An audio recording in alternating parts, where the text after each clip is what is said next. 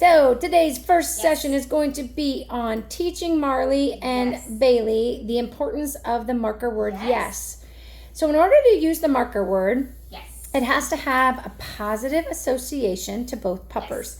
So the easiest way to do that is to grab 8 to 10 pieces of food either before you feed them in the morning and at night, or you can grab 8 to 10 pieces of a high value treat. They don't have to do anything but eat.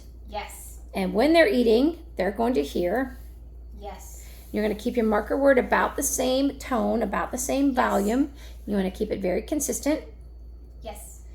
And all you're doing is building up that association between the yummy treat and the word yes.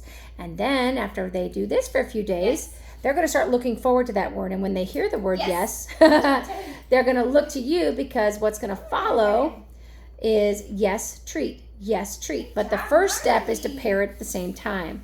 Now, after you've done this for a couple days, you can start saying yes and then treat, so that they learn to wait for it. But this is the first step. So do this the next 2 days, AM and PM, for the next 2 days, and you will find that they want to look at you when they hear that word yes. Good job, Pumpkin. Okay. So the next thing we want you to do with each pup, Marley here is going to show us. We are going to start practicing the 3 parts of communication that we talked about in the previous video we sent. What does that mean? We're going to break all training down to 3 parts. Number 1, what do you want them to do? Like the video said, all your commands mean one behavior and only one behavior. When they're doing it, you're going to use your marker word yes, followed by treats, verbal praise or petting, and your dog should continue to do that behavior until you give them the release word okay. Now remember, this is their first day, so they don't know what the word okay means. So you'll see Shannon kind of toss a treat to the side when it's okay for them to get up. Sorry, I did not mean to say that. But he's like, what? Good boy, Marley. So again, grab some treats, grab some dry food. What do you want the dog to do?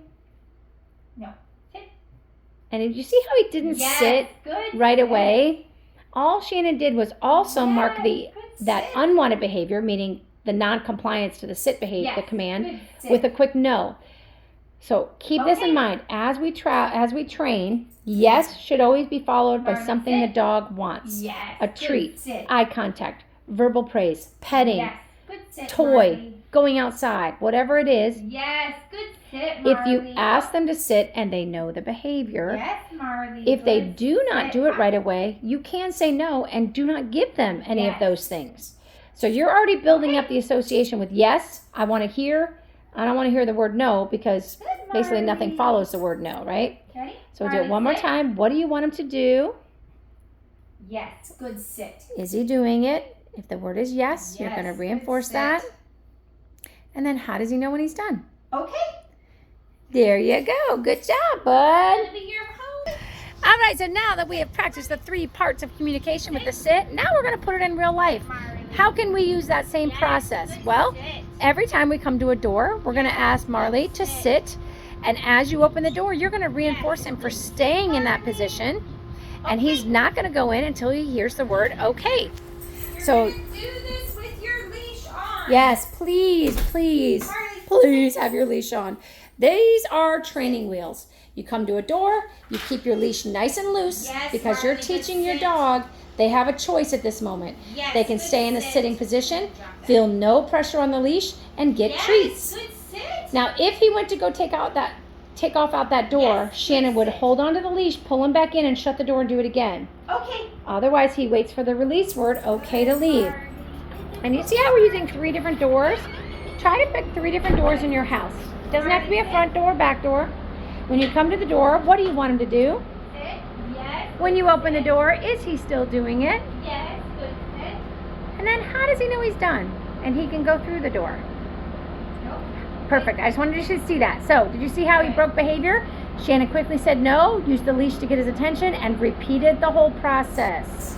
Good sit. Open the door. Is he still doing it? Oh, even though he's sniffing, he didn't pick his butt up, so that's good.